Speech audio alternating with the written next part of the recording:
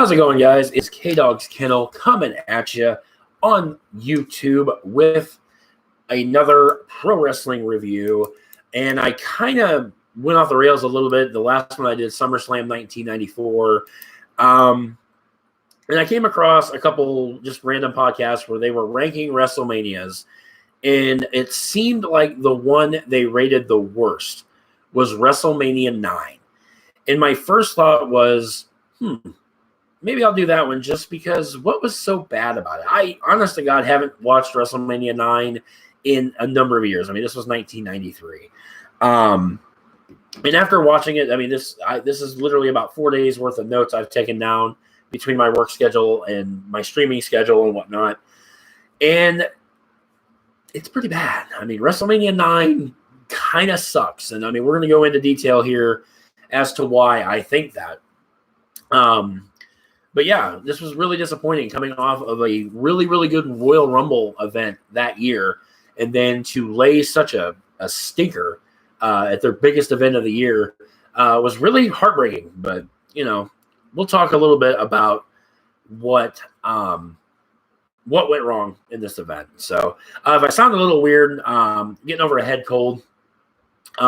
So if I sound a little off, I apologize. But we're going to dive into this. WrestleMania 9 took place on April 4th, 1993 from Las Vegas, Nevada in Caesar's Palace.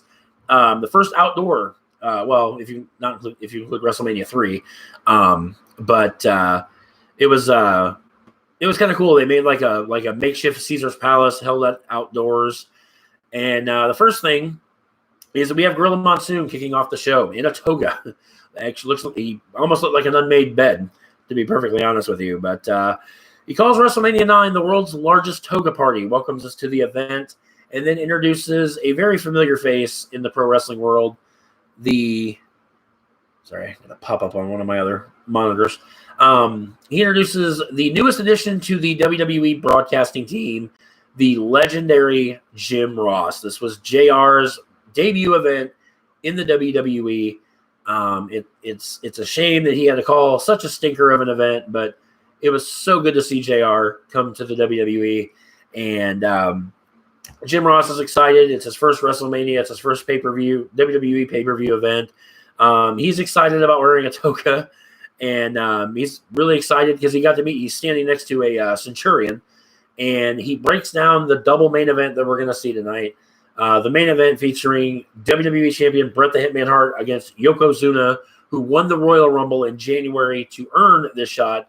93 was the first year the winner of the Royal Rumble would be guaranteed a title shot at that year's WrestleMania. This is how that whole thing is. In 92, Ric Flair won the Rumble, but because of the controversy of Hulk Hogan and The Undertaker at the end of 91, obviously, Ric Flair won the Rumble, but won the title because the title was on the line. So, again, this is the first time WWE went in the direction of the winner getting a title shot. So, and then he breaks down the horrendous, again, we'll talk about it here in a little bit, tag team championship match featuring the champions Money Incorporated against the Mega Maniacs. That was Hulk Hogan and Brutus the Barber Beefcake. So after all that is said and done, JR introduces the guy that everyone knows as Howard Finkel, but today, because they're doing the Roman theme, Howard Finkel is, for this event, Fincus Maximus. Clever, but whatever. So the Fink introduces Caesar and Cleopatra, who come out. Obviously not the real ones, but, actors, Caesar, actor, Cleopatra, actress. They come out on a giant pachyderm, which is basically like a giant elephant and whatnot. They come down to the ring. The elephant, stands on his hind legs and, roars, and the crowd cheers and whatnot. Out next is the late great Randy Macho Man Savage, who did... was on commentary. It was a 3-man commentary team. Savage comes out with 2 Vestal virgins feeding him grapes, and he's riding a big sedan, like a big platform. He's kicked back, like reclined, and just having a lavish time. And he's come into the ring. they set down the sedan, and Savage gets off, and I mean the crowd goes nuts. Randy Savage was so over, although he didn't wrestle a lot as much as he did, in the late '80s, early '90s. Savage was still a big part of WWE at this time, and it was great to see him. I wish he would have been on this pay-per-view, but he was relegated to commentary duty.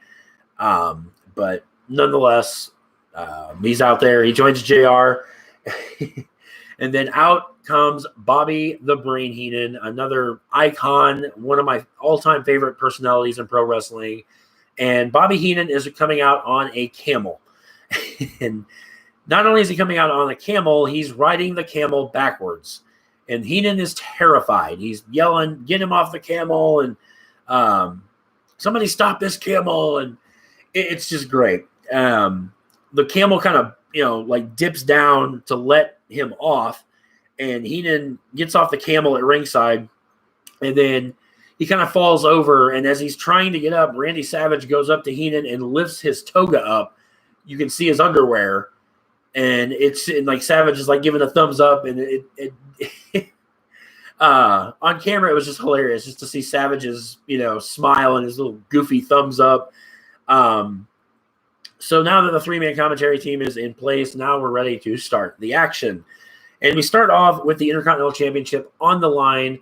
Champion Shawn Michaels against the undefeated Native American Tatanka, who is really over at this time. Tatanka would defeat Shawn Michaels in this match via countout. Obviously meaning Tatanka won the match. Didn't win the title because titles obviously can't change hands on a countout or a disqualification. Sensational Sherry makes an appearance here. She's not aligned with Tatanka, but she's in his corner throughout the match because Shawn Michaels now has a new valet, and that being Luna Vachon. Now, again, Sherry's not with Tatanka in any way, shape, or form. She just wants to see Shawn basically get his comeuppance, per se, thinking Tatanka's going to win the title. And the match is great. I give this match 3 out of 5 stars. It's a great opener. There's a lot of near falls. There's a lot of back and forth action throughout the match. And there's a lot of quite a few times where Tatanka gets not even a split second away from getting a 3 count. And it's never about I wanted Tatanka to win just because he was undefeated at the time, but it just wasn't Tatanka's time. But because he was undefeated, you didn't want to tarnish that by having Shawn go over on him. The ending was kind of clunky because Tatanka's outside the ring and Michaels is Shawn's outside the ring. Tatanka's I have this backwards. Hold on. Tatanka is on the outside of the ring. Shawn gets on the apron and goes to run and do a dive onto Tatanka, who moves, and Shawn, clear as day, puts his hands out, hits the steps, but they make it to where, Michaels wiped out on the steps with his face. Which causes the count out. So again, Michaels retains the title. So Michaels pulls out the referee, and then he comes in, starts brawling with Tatanka. Tatanka hits his end of a trail, which is basically a Samoan drop, goes to pin Michaels, and instead of counting, the referee just kind of pats Tatanka on the back and then rings the bell.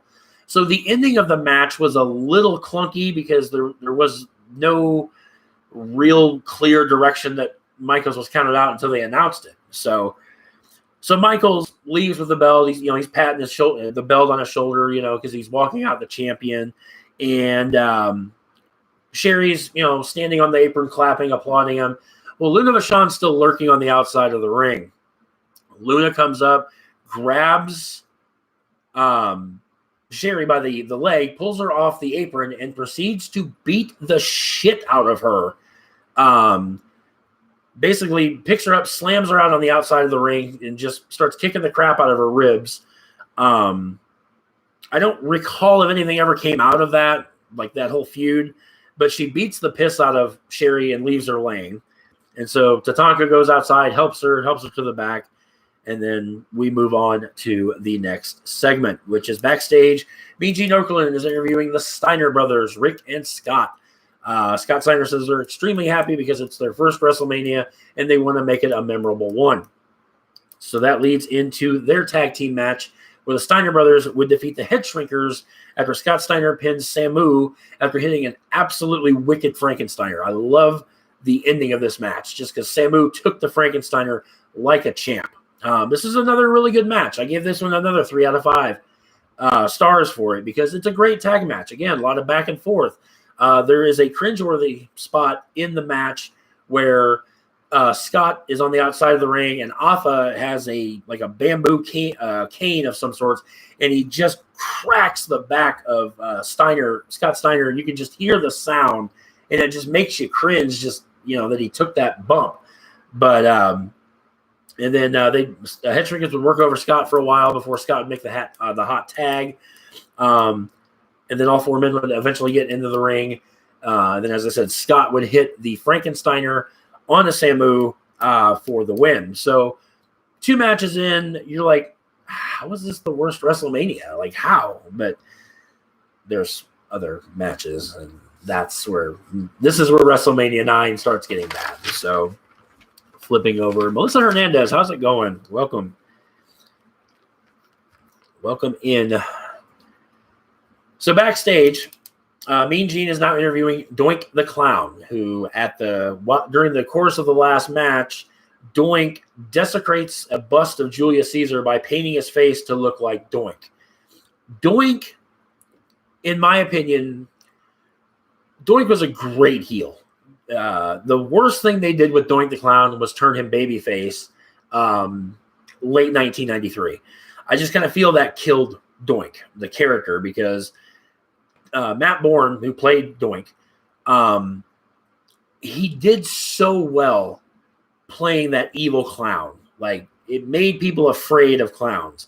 It's almost like Pennywise from the It franchise. People were terrified of It. And people were terrified of Doink. Doink had just come up in late 92. Doink ended up coming up into WWE. And so this match comes about when Doink is, hitting kids in the face with water, and Crush, of all people, kind of come down to, break it up and confront Doink about it. And then Doink attempts to shake Crush's hand and, give him a flower. So when Crush takes it, Doink pulls off. He's got his arm in a sling, and Doink pulls off the arm and then goes to work on Crush, which would set up this match at WrestleMania.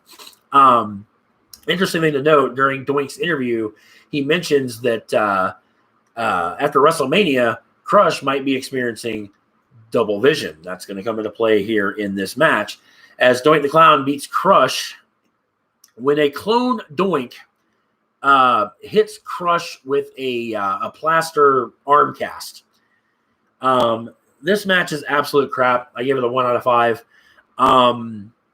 This is so terrible.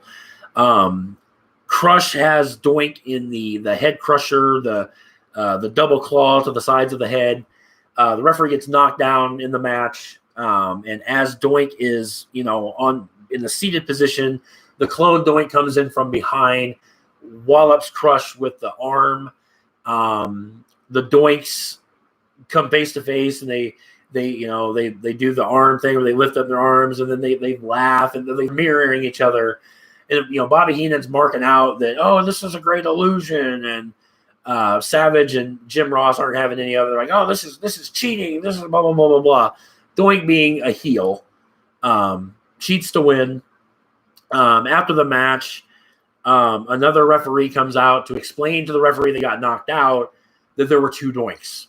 So then they take time. They take time, guys, to go outside the ring and look under the ring. Obviously, they're not gonna find anything, but they do it anyway just because, to fill time, I guess. There's other matches to go on, but let's look for a clone Doink. But the referee's decision stands. Doink wins the match. It's a pointless match. It's a pointless cap off, if you will, to the feud. Because I don't think Doink and Crush do anything after this. I think it's kind of a one and done thing. Good God, it's terrible. It's so terrible.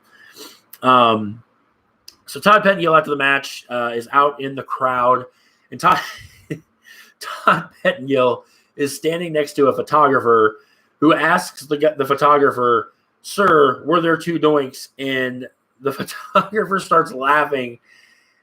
The photographer is Japanese, okay? Nothing against Japanese people, but he doesn't understand English. So Todd Pettengill switches it over from asking about doink to, this might have been later on when he did this, but he brings up Yokozuna, and the photographer's like, "Yokozuna, number one." But it's just so stupid that the photographer doesn't understand him when he's trying to speak English, but he mentions Yokozuna, and he's like, oh, yeah. Oh, freaking terrible. Speaking of terrible, it does not get much better as Razor Ramon pins Bob Backlund in a absolute crap match. I gave this one a 1 out of 5 as well. He beats him with an inside cradle, which kudos, Razor being a heel, pins him with a wrestling move. He pins him with an inside cradle. He doesn't use the Razor's Edge. He doesn't use any kind of chicanery or any kind of cheap win kind of thing. But my problem with this match is the length. This is like a 2.5, 3-minute match. Why? You could have this match on Raw. Bob Backlund was really over at this time in the Royal Rumble in 1993. I actually, for those that are unfamiliar with Greg Morgan, a.k.a. Good Mic Work, I actually sponsored his Royal Rumble 1993 review, where he does a full-depth review of the Rumble. And I had mentioned in there as well, Bob Backlund was in that Rumble for like an hour and 3 minutes. Like, for the longest time, it was him, not Ric Flair, that had the record until Rey Mysterio, I think, Mysterio didn't break it. Bob Backlund had the record longest time in a Royal Rumble until Daniel Bryan broke it in the Greatest Royal Rumble a couple years or 2 or 3 years ago, but it was never acknowledged. They said, but in any event, Backlund was hot, and I mean, it's if you want to have this match at WrestleMania, so be it, but give him more than 2.5, 3 minutes. I mean, both of these guys, Razor Ramon had just come into the company toward the end of 1992. I think he came in like September or October of 92. He came in hot. He teamed with Ric Flair against Savage and Perfect at Survivor Series. Had a championship match with Bret Hart at the Royal Rumble there in 93. So all in all, Razor was hot. He cooled him down after this, But yeah, this was a terrible, terrible match. Nothing against, the participants. It's the length. They deserved more time. That's why it gets a 1, because like I said, they deserved more time. Backstage, Mean Gene interviews the WWE Tag Team Champions Ted DiBiase and IRS, collectively known as Money Incorporated. They talk about Brutus Beefcake, who. Okay, a little bit of backstory. Back in 1990, it was a couple months after WrestleMania 6. Brutus Beefcake was the first guy to pin Mr. Perfect on pay-per-view. He beat him at WrestleMania 6. Shortly after that, Beefcake was, for those that don't know, Beefcake was severely injured in a parasailing accident. As a matter of fact, Beefcake almost died. He was helping a friend, get ready to take off, and the driver of the boat mistook a cue or a signal, and he pulled the other guy. He pulled his feet directly into Beefcake's face at full force, which completely shattered. It didn't break; it shattered Beefcake's entire skeletal structure in his face, to the point where they had to use over 100 feet of wire, and they had to have like 35 screws put in his face to basically reconstruct his face. And I mean, Beefcake was out for a couple of years easily. So what they did is they did an angle where Beefcake fought Ted DiBiase on Monday Night Raw, and they did an angle where IRS would come down, and Jimmy Hart, who managed Money Inc. at the time, was pleading with his tag team, don't do this to Beefcake. But IRS hits him with the briefcase, and that's what they said shattered Beefcake's face, because he comes at WrestleMania 9 with a red and yellow face mask on. And the IRS talks about how they're going to take the mask off and they're gonna beat Beefcake's face into oblivion. By the time they're through, his face is going to look like a jigsaw puzzle with a few of the pieces missing. And then they also allude to the fact that if you think Beefcake's face is bad, you should get a look at Hogan's. And we'll come to find out in the match, as Hogan comes out, he's got a nasty, nasty black eye, which they said that he was injured while lifting weights. I think he was actually injured on the set of Thunder in Paradise, but they played it off that Money Inc. hired somebody to attack Hulk Hogan to get an upper hand on this match coming into WrestleMania 9. Then we get into the match. This match is god-awful. This match is about 18 minutes of just boredom. This match is like watching flies fuck. This match is boring. And it also ends in a disqualification. Hogan and Beefcake get disqualified, guys. They get disqualified. So not only do they not win the titles, which is fine, because Money Inc. was not going to go over. They weren't going to pin. Beefcake could have easily eaten the pin. But Hogan hits both men. Beefcake's face mask gets ripped off or whatever, and Hogan ends up hitting both DiBiase and IRS with the mask, which prompts the DQ. Hogan covers, I think it was DiBiase. Jimmy Hart gets in the ring, who's now managing the Mega Maniacs, and he takes his jacket off and he flips it inside out to have basically referee stripes, and he counts the 1, 2, 3. So initially everybody's all like, gung-ho cheering because they think, Hogan and Beefcake just won the tag team titles, which they didn't. Excuse me. Another referee comes down, throws down the hands of Hogan and Beefcake, who are posing with the belts, and basically say Money Inc. retain the titles via DQ. So despite the loss, Hogan and Beefcake still celebrate. They run off Money Inc. And then they take IRS leaves his briefcase, behind. So they open the briefcase, and there's a bunch of quote unquote tax papers in there. And then underneath everything was a giant brick, which is what was revealed as that caused Beefcake's facial injuries, because they didn't know on camera.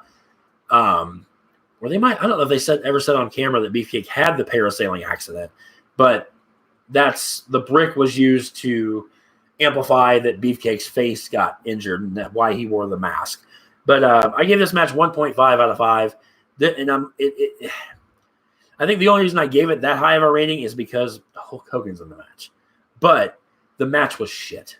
The match was absolute garbage. After the match, and they also start giving money. There's also money in the briefcase, so they start giving it away to the fans and all that crap. Todd Pettengill interviews musician Natalie Cole, who was out in the crowd, and that was whatever. Then I think he interviews the CEO or of Caesar's Palace or something, and then they move on to the next match. Thankfully. They go backstage where Mean Gene interviews Mr. Perfect, who is going to face the narcissist Lex Luger. And Perfect talks about how he's been on a roll of the tables. He's been on a roll shooting hoops. He's perfect at whatever he does, everything he does. And he makes reference to, he calls the narcissist a knockout artist because Luger has legitimately a steel plate in his forearm. And when he first came to WWE as the narcissist, he was knocking people out with said plate in the forearm. And he brings up a breakfast benefit that they had that morning, and apparently Luger knocked out Bret Hart at this breakfast benefit or whatnot. And that I thought was going to kind of prelude into a Hart-Luger feud, which I don't ever think manifested. But so Luger comes out with some girls holding mirrors because he was obsessed with himself.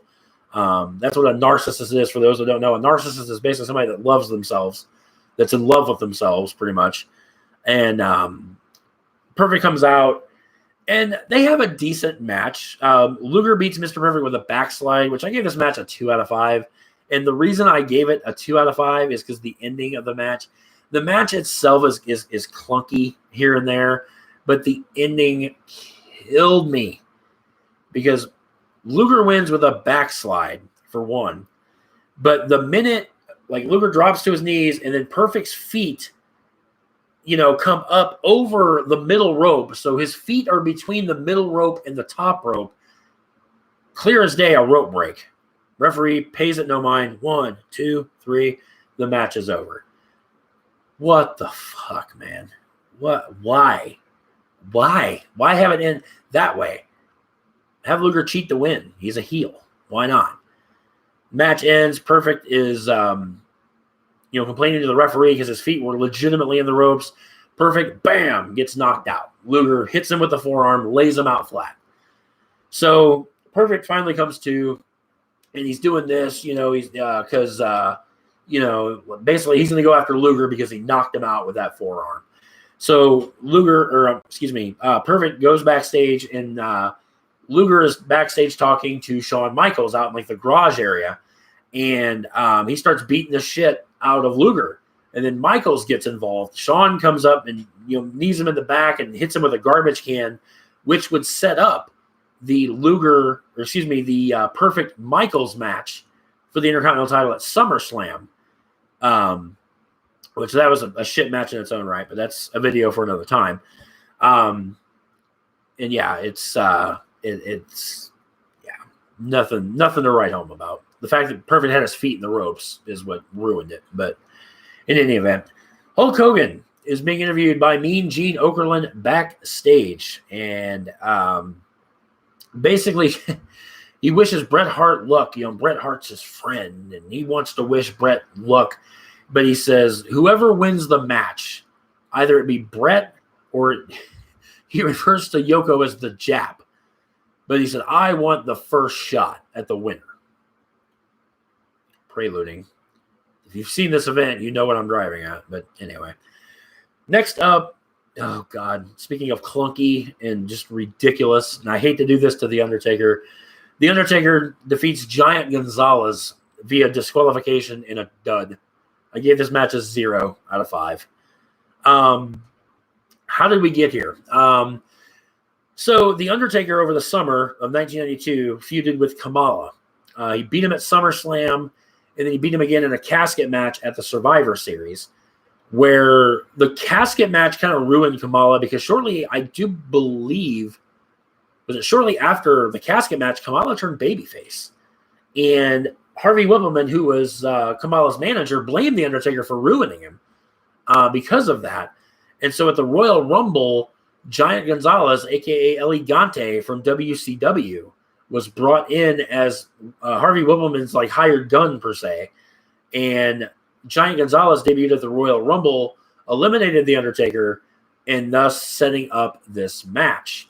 Now, you might be asking yourself, K-Dog, why you say it's a dud? Why is it a dud? Well, a couple of reasons. Number one, it's one of, if not the only match during The Undertaker's WrestleMania streak that ended via disqualification. The match ends because Gonzalez tries to smother The Undertaker with a rag of chloroform. I can fucking kill somebody. The coolest thing about this was The Undertaker's entrance. He comes out on a chariot that has a vulture on it, which I thought that was so freaking cool. But the match itself was absolute garbage. Gonzalez could barely get around the ring. Undertaker tried what he could to make Gonzalez look good.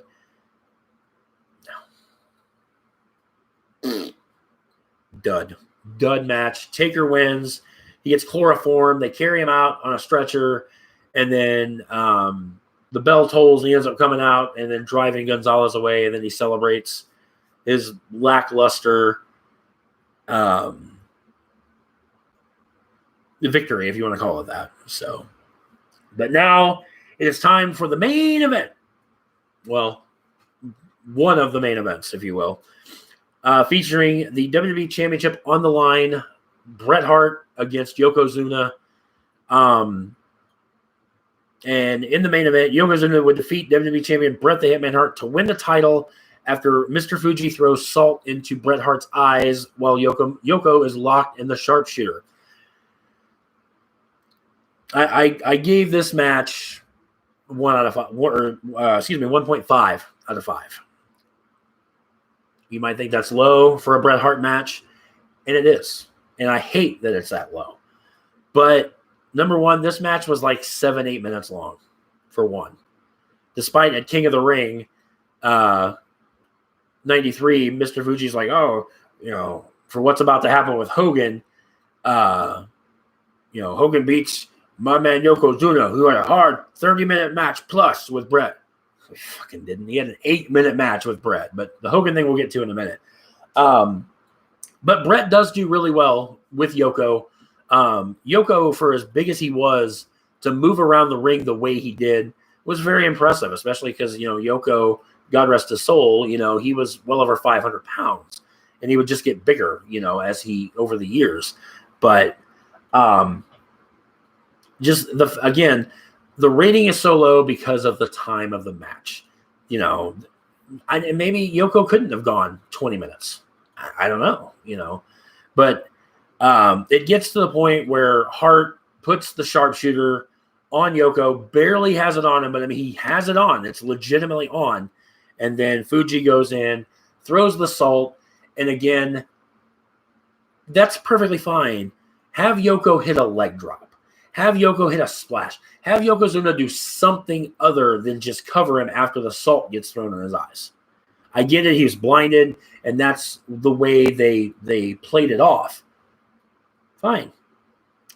After the match, the hero, Hulk Hogan, comes down, and he's pissed off because, essentially Yoko cheated to win the belt.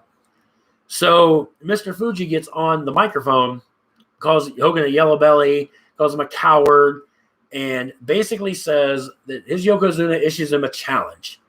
And if that wasn't enough, Fuji says they'll put the WWE Championship that they just won, or that Yokozuna just won, on the line right here, right now. Oh, my God. So outside the ring, Bret's like, oh, he can't see, blinded. And Bret's doing this. He's like, go for it. Go get him, blah, blah, blah. That's what Hogan does, guys. He gets in the ring. Savage says, ding, ding. So there's your bell. 22 seconds later. Hulk Hogan. Fuji goes for the salt. Hits Yoko. Hogan clotheslines Yoko. Knocks him down. Hits a leg drop. 1, 2, 3.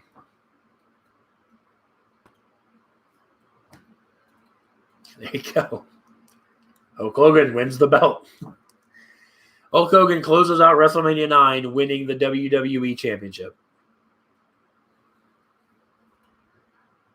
It's fucking horrible. Now, little side note.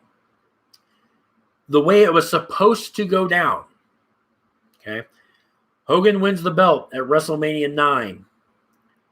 And then he's going to drop the belt. The initial plan was for Hulk Hogan to drop the belt to Bret Hart at SummerSlam that year in 93. Hulk Hogan had in WWE, I think pretty much everywhere he was, whether it was AWA, WWE, or WCW, what is called character creative control. All right. Now, if you don't know what that means is, okay, if I am the booker and I say, Billy John, you're going to go and you're going to have this match and you're going to do this, this, and this. You're going to win the match and then you're going to drop the belt, to Frank at the next pay-per-view. Okay. Hogan having that creative control can be like, no, I'm not doing that. I don't like that. I don't want to do it. So therefore, I'm not going to do it. And Hogan exploited that a lot. A lot. That's exactly what happened here. Yeah, they put the belt on Hulk Hogan with the intent of taking it off of him at SummerSlam. Hogan refused the job. He refused to put Bret Hart over. That's why they did the finish they did at King of the Ring, in